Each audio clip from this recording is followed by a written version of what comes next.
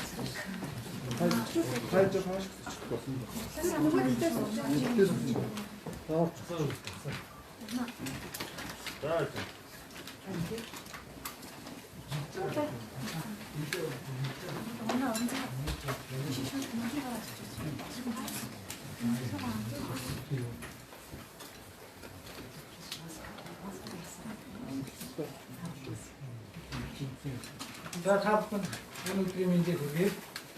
За өнөөдөр 2020 оны 3 дугаар сарын 2-ны өдөр. За бид ээлжид мэдээлэл хүргэхэд бол бэлэн боллоо.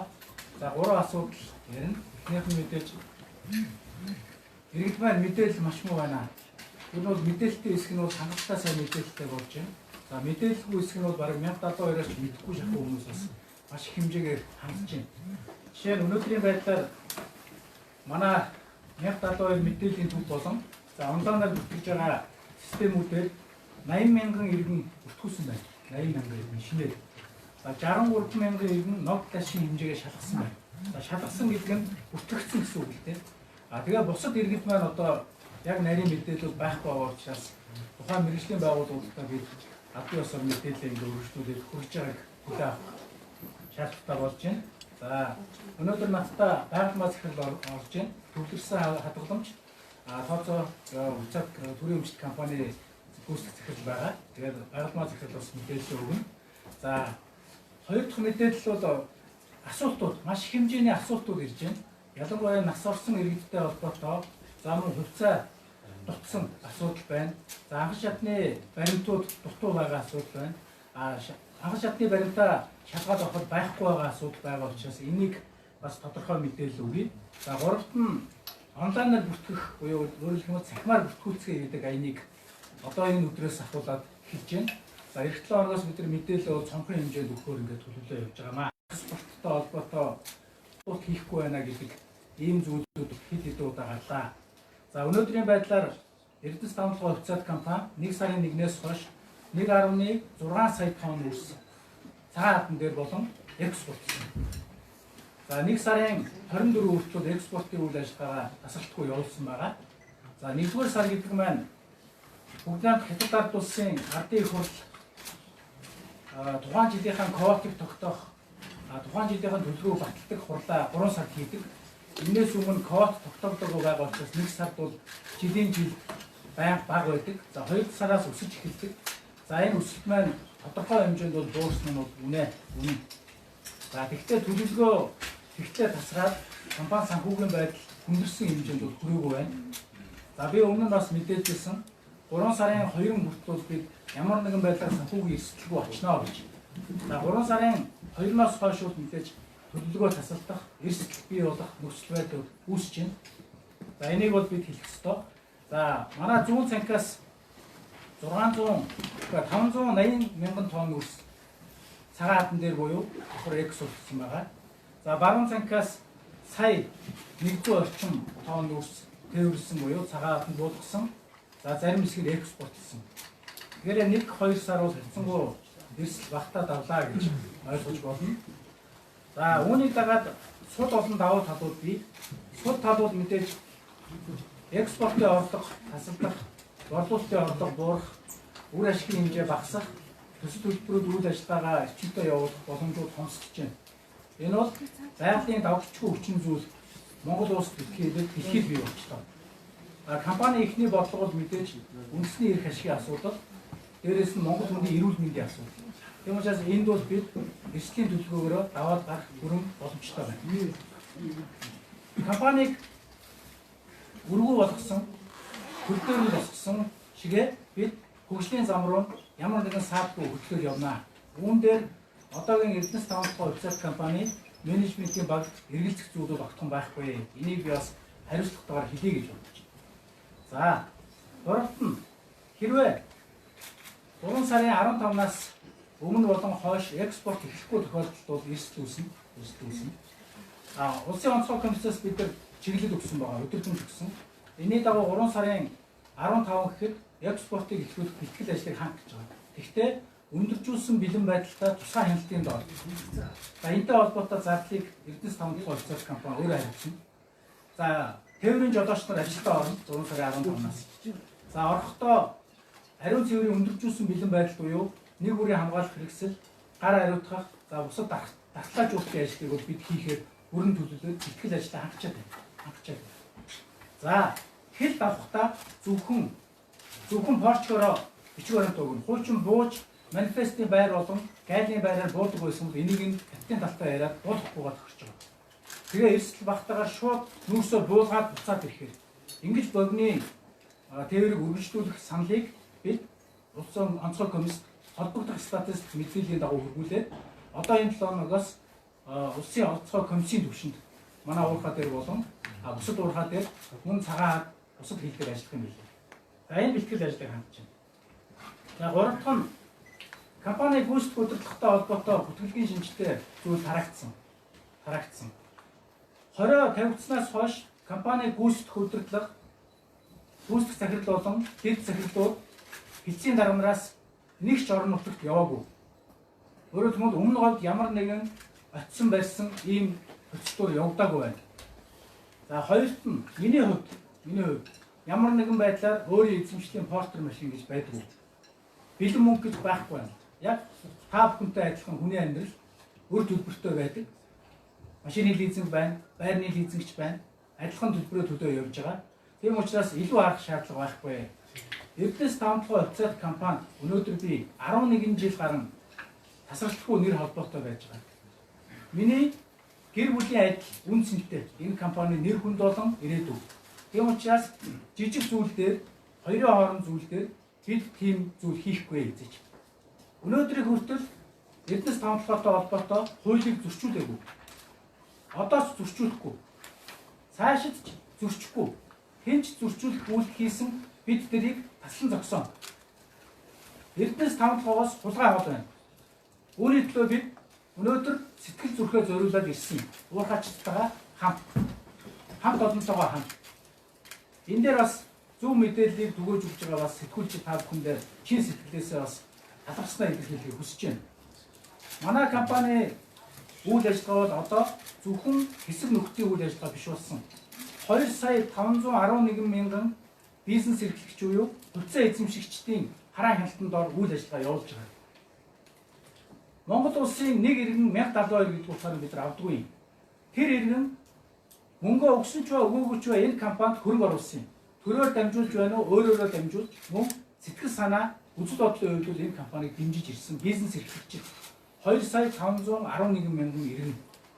Эдгээр иргэн өнөөдөр анх удаа 2019 оныхоо Нобель ашиг хүртэж байгаа. Энгийнээр хэлэхэд оруулсан хөрөнгө оруулалтынхаа үр ашигыг хүртэж байгаа, цалингаа авч байгаа гэсэн үг. Зарим нэг хэлэхэд өөр зүйл хөрөнгө оруулалт хий гэж хэлээ. Болно. Та бүхэн Монгол улсын засгийн газар цэцэрлэг барих, сургууль барих, төмөр зам барихад наад орж байгаа Нобель ашигынхаа мөнгийг хандуулж болно.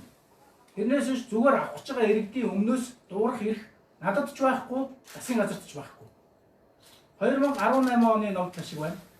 Энийг дан байдлаар 54 тэрбум төгрөгийг иргэдэд олгоно. Буцаагаад олгоно. Ашигтаад ажилласан бол үр ашигаа багч ба ихч ба авдаг бол бизнесийн хатуу хууль.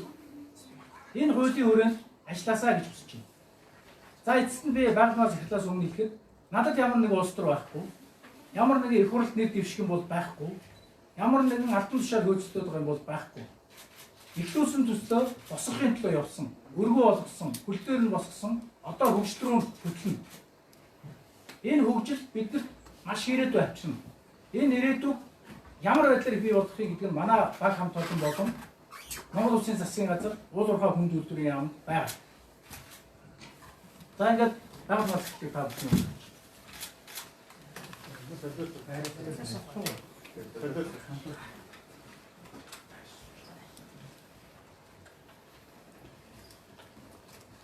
За та бүхэндээ энэ өдрийн мэндийг хүргэе. Санхүүгийн засвар хороо 2020 оны 1 сарын 29-нд 27 тооц тогтоолороо социал компаниуд Нобель ашигаар тараалагдав. Гэрээний үндсэн дээр үнд цасны төвлөрсөн хадгаламжийн төвөөр зуушлуулан тараалгана гэсэн юм тогтоол гаргасан байгаа. За үүнтэй холбогдуулаад энэ тогтоол манай жижиг хувьцаа эзэмшлийн иргэшгийг хамгаалсан хөрөнгөний засаглалыг бол одоо хөгжүүлэлт тодорхой нэмэр оруулсан энэ түүхэн дотоод шийдвэр гарсан гэж үзэж байгаа. За эцэс 5 дахь хувьцаа компани маань 2019 оныхоо Нобель ашигыг тараахаар нийтэд бол зарлж байгаа. За өнөөдрийн байдлаар Монгол улсын хэмжээнд сая 854 мянган иргэн даансаа нээлгдсэн байна. Өөрөөр 3 сарын 1-ний байдлаар. За энэ бол ихэнх иргэд маань даансаа нээлгэж байна. За даансаа нээлгэх хэрэгтэй хүмүүс мэдээж онлайнаар болон үн цасны компаниуд дээр очиж даансаа нээлгэж болно. Нэг зүйл анхааруулж хэлэхэд хувьцаа эзэмших иргэд маань даансаа бас давхар нээлгүүлээд байна. За тийм учраас та бүхэн даансаа хувьцааныхаа даансыг нээлгүүлэхээс өмнө хувьцааны даанстай хэсгээ шалгах шаардлагатай. За энэхүү шалгах арга хэмжээ нь болохоор манай компани унцаасны төвлөрсөн хадгаламжийн төв гэдэг интернетээр бол манай компани сайтаар ороход та хувьцаагаа шалгана гэсэн ийм цонх гарч ирж байгаа. За түүн дээр бол өөрийнхөө регистрийн дугаарыг оруулаад за хувьцааны даанстай хэсгээ мэдэх боломжтой. За мөн эцэс 5 дахь хувьцаа компани хэдэн ширхэг хувьцаагаа эзэмших гэдгийг бол мэдэх мэдээлэл бүрэн боломжтой байна. За мөн дээрэс нь 15 89 гэсэн мессеж байж байгаа. За энийг бол одоо нодлонгоос шууд ер нь иргэд бол маш их сайн ашиглаж байгаа. За энэ мессеж рүү өөрийнхөө регистрийн дугаарыг латин үсгээр оруулаад 15 89 гэсэн мессеж рүү оруулахад мөн бас хоёр адил мэдээлэл гарч ирж байгаа. Нэг нь болохоор эцэс 5 дахь хувьцаа компани хэдэн ширхэг хувьцааг эзэмшиж байна. За нөгөөх нь үн цасны төвлөрсөн хадгаламжид та данстай эсвэл дансгүй гэсэн мэдээлэл гарч ирж байгаа. За данстай байх юм бол та тухайн брокер дийлэнх компанийн нэр ус хаяг, холбоо барих утас, за тэгээ имэйл хаяг нь бол гарч ирж байгаа. За манай компани зүгээс бас нэг анхааруулах зүйл байгаа. Хэрвээ та эцэс 5 дахь хувьцаа компани Нобель ашигыг авах гэж байгаа бол өөрийнхөө харьяа үн цасны компанидэр очиж за яг ямар арилжааны банкны харилцах дансаараа авах вэ гэдгийг бол очиж үн цасны компанидэр очиж баталгаажуулах ёстой. Яг энэ дансаа өгсөн тохиолдолд бид нар эзэн 5 дахь хувьцаа компани Нобель ашигыг яг таны өгсөн данс баталгаажуулсан данс руу чинь хийн. За За энэ данс маань бол цаашдаа бол хэрвээ та өөр хуцаад компани хувьцааг эзэмшдэг бол таны энэ одоо өгсөн данс руу чинь өөр хуцаад компаниудын ноогт ашиг одоо орно гэж ойлгож болно. Хэрвээ тухайн харилцагч арилжааны банкаас солих юм уу? Харилцаг дансынхаа дугаарыг өөрчлөлтөх тохиолдолд мөн тухайн одоо үнцасны компани дээр очоод өөрчлөгдсөн одоо дансынхаа дугаарыг бас баталгаажуулж өгнө. За тэр тохиолдолд бид нар бол дансын чинь дугаарыг өөрчлөн одоо таны өөрчилсөн данс руу чинь бид нар ногд ашигын мөнгийг өгнө гэсэн ийм мэдээлэл өгсөн юм аа. Анхаарал тавьсан баярлалаа. TV нэмэлтээс хавь гэсэн асуулт. Эрдэнэс тавталгаа компани өөрийнхөө үйл ажиллагааг TV явуулж байна. Ер нь бол Эрдэнэс тавталгаа компани сул зогссон харин одоо охин компани бол Эрдэнэс тавталгаа майнинг нь бол экспорт хийж байна гэдэг ийм мэдээлэл байна л да. Тэгэхээр энэ дээр та нэг эцэстээ тайлбар мэдээлэл өгч. Энэ Эрдэнэс тавталгаа хувьцаат компани бүрэлдэхүүн хэд хэдэн компани бий. Эрдэнэс тавталгаа майнинг, тавталгаа төмөр зам, тавталгаа түш. За тэгээд зүүн баянгийн төмөр замын санхүүжилтийг хэд хэдэн зүйл хамаарахгүй явж байгаа. За өнөөдөр давчгүй хүчин зүйлээс шалтгаалсан нөхцөл байдал бий болсноос бусад байдлаар Эрдэнэс тавталгаа хувьцаат компани үйл ажиллагаа хэвийн жигд үргэлжлэж байна. За түрүү хэлсэн Эрдэнэс тавталгаа майнинг компани бол компани нэг ашиглалтын тусгай лицензийн өрөөнд үйл ажиллагаа явуулж байгаа. Олон улсын хөрөнгөний зах зээл дээр IPO гаргахаар ажиллаж байгаа компани. Яагаад бол компани 8.8 лицензийг бүгднийг эрсдэлд оруулаад гаргаж болохгүй. Тийм учраас зөвхөн нэг лицензийг эзэмшиж байгаа компани. За Эрдэнэс тавталгаа хувьцаат компани өнөөдрийг хүртэл 1.1 орчим сая тонн нүрс цагаан хатан дээр болон бусад газар давхар экспортлж байна гэж. Эрдэнэс тавталгаа майнинг 560 гаруй сая мянган тонн. Ингээ бодохоор 1.6 сая тонн нүрс цагаан хатан дээр болон зарим хэсэг нь экспортлсон гэсэн. Тэгэхээр энэ хоёр компани үйл ажиллагаа жигд явуулж байгаа. Нүрс экспортлсны хувьд бол Эрдэнэс тавталгаа хувьцаат компани бол арай илүү явж байгаа. Яагаад тэгэхээр бусад худалдаа авахч нар энэ дээр ажиллаж байгаа. За Эрдэнэс тавталгаа майнинг дээр Чарко компани нүрсээ татж байгаа. Тэгэхээр энэ нэг нь явуулаад нөгөө нь явуулахгүй байна гэдэг бол 100 ташаа мэдээлэл гэдгийг бас албан ёсоор би энэ няцаалт өгч байна. За хоёрт нь 3 сарын 15 гэхэд экспортын үйл ажиллагаа эхлүүлэхээр улсын онцгой комиссаас ажиллаж байгаа гэж хэлсэн. Энэ өрөөнд хоёр компани хоёулаа бэлтгэл ажиллагаа хангаж байгаа. Бүх тээврийн компаниудтай харилцаа холбоогоо тогтоож байна. Тээврийн компаниуд цаашаа тээврийн жолооч нар, тээвэрлэгч нартайгаа харилцаа холбоогоо тогтоож байна. Тэгэхээр 3 сарын 15 байх нь тэрнээс өмнө эхлүүлэх нь энэ 7 хоногт очих улсын онцгой комисстой холбоотойгоор энэ шийдвэр гарах баг. Ингээд явсан тохиолдолд компани үйл ажиллагаа улам эрчимтэй борлуулалт тасралтгүй нэмэгдэнэ гэж ойлгож байна. Ямар нэгэн байдлаар доголдсон гацсан зүйлүүд байхгүй. Таатаар юм гэсэн нэг мэдээлэл гарсан шүү дээ. Бэлмэн агчж байгаа гэсэн мэдээлэл гараад. Өнөөдрөөс скриншот видео явуулж байгаа. Энэ бол хөтөлбөр. Өчигдөр уурчигдөр тэгэл 20 гарснаас хойш би хаашаач хөдлөв. Яг гэртээ байж гин. Ажил дээрээ байж гин. Ялангуяа ажиллаараа их байна. Яагаад гэхээр улсын онцгой комиссаас үндэсний аюулгүй байдлын зөвлөлт засгийн газрын шийдвэрийн өрөөнд ажиллаж байна. Энэ дээр өндөржүүлсэн бэлэн байдалтай штаб компани дээр байгуулагдаад үйл ажиллагаагаа явуулж байна. За компани дээр штаб өндөржүүлсэн бэлэн байдалд ажиллаж байгаа учраас би ямар нэгэн байдлаар компаниасаа нийгмээс холдоогүй байна. Нэг хоёрт надад тийм портер машин гэж байхгүй. Гуравт надад бэлэн мөнгө байхгүй. Дөрөвт тэр хилээд байгаа тагнуулын ерөнхий газраас бид холбогдох тодруулгыг авсан. Тийм зүйл бол тагнуул дээр байхгүй юм байлээ. Гэхдээ тэр нэр төрд халтсан болон бүтгэсэн хүнийг бид нар цагдаа тагнуул хууль шүүхийн байгууллагаар аль бие ёсоор шалгуулахаас өөр арга байхгүй. Юу юм гэхээр энэ бол нийгэмд маш их хор уршигтай мэдээлэл. Энгийн юм шиг зүгээр хөндлөнгийн зохиол маягийн юм биччихээд үүнийхээ ойноос үний юм шиг үйлдэл хийж болохгүй. Тийм учраас энд бол хариуцлага тооцоолохоос өөр арга гарч байхгүй байна. Учир нь энэ бол энэ зүгээр байгаа хүнийг хэлмэгдүүлэх ийм ёс энэ эрхчлөөт нийгэмд ялангуяа сэтгүүл зүйн өндөр өгсөн газарт бол байх нь утгагүй зүйлээ. Тэр холбоод байгаа тагнуулын ерөнхий газар болон нэр бүхий гишүүнтэй би ямар нэгэн холбоо байхгүй. Бидний хооронд ямар нэгэн найз нөхдийн асуудлууд байхгүй. Тийм учраас хариуцлагатайгаар хэлье. ширхэгч үндэслэлгүй мэдээлэл гэдгийг сайхан хариуцлагатайгаар хэлэх хүсэж байна. Та сая 2018 оны ногдлох болох 54 тэрбум төгрөгийг зам нэвтрээр одоо бүтээнэ гэсэн шүү дээ. Монгол Улсын засгийн газраас чиглэл өгсөн байдаг. Тухайн үед ерөнхий сайд. Тийм учраас энийг бусад төсөл хөтөлбөрүүд үйл ажиллагаагаа явуулаад ирэхээр компани ашиг орлого нэмэгдэнэ. Энэ хүрээнд шийдвэрлээд явах бүрэн боломжтой эдийн засгийн үзүүлэлт гэж ойлгож байгаа. Одоо энэ жил 19 онд 1 тэрбум 80 тэрбум төгрөгийн цэвэр ашигтай ажилласан. Энэ зөвхөн олборлолтын үйл ажиллагааны орлого, олборлолтын үйл ажиллагааны ашиг.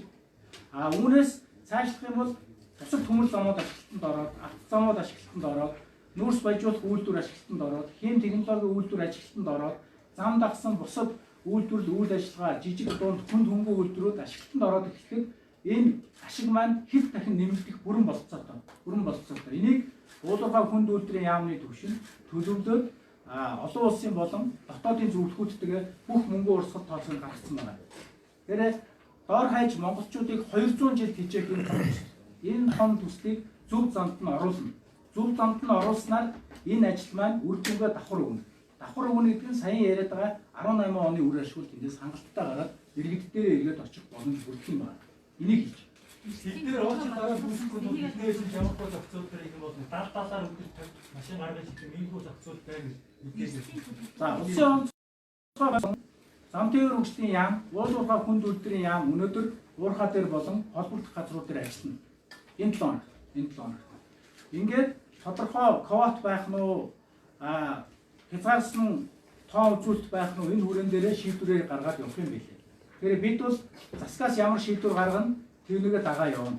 Нэг номерт үндэсний эрх ашиг, дээрэс нь хүний эрүүл мэндийн асуудал учраас бид тэрийг өгдөггүй дагна. За, эрсдлийн төлөвлөгөөний хувьд бол нэгт бол бид хэмнэлтийн хоригд бүрэн шилжсэн компани болон компани бүрэлдэхүүн компаниуд.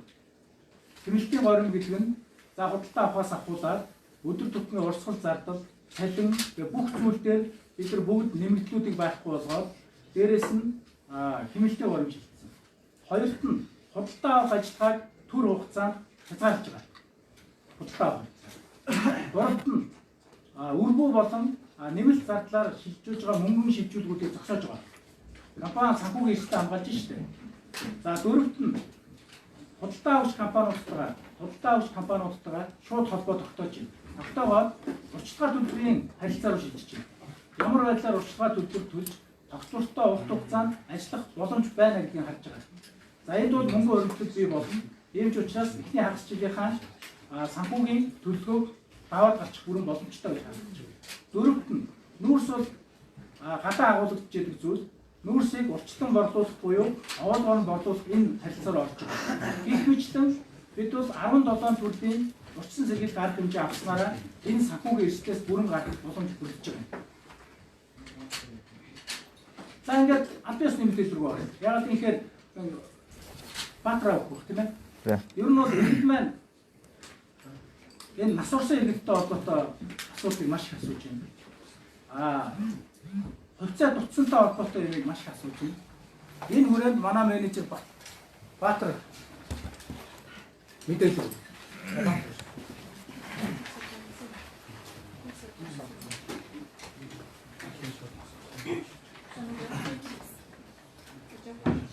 За, сошиал дуудан 1800-1700 явагдсан дээр бол түгээмэл 5 асуулт байгаа.